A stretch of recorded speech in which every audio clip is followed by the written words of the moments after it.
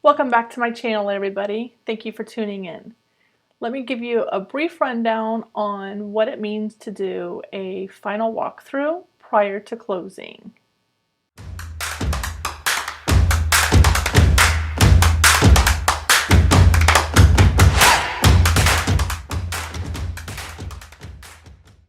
So we've gotten all through the contract process, the appraisal process, and all the inspections. And now you as the buyer would like to do a final walkthrough prior to closing.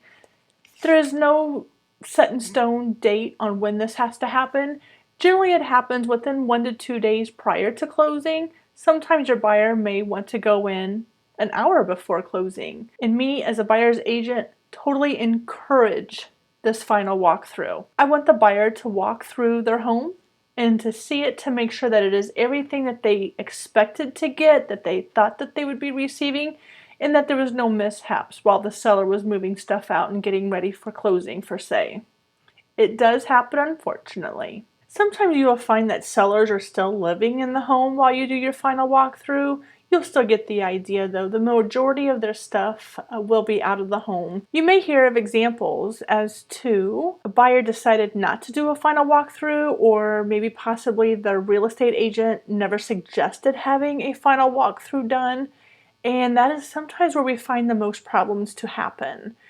What we would find is that after closing, a buyer will start moving in, they're all excited, maybe they're going to overlook something for a little bit, and then all of a sudden, a week or two later, they look up and maybe that beautiful ceiling fan just isn't there anymore. Or maybe they look to see that maybe the refrigerator was swapped out with another one.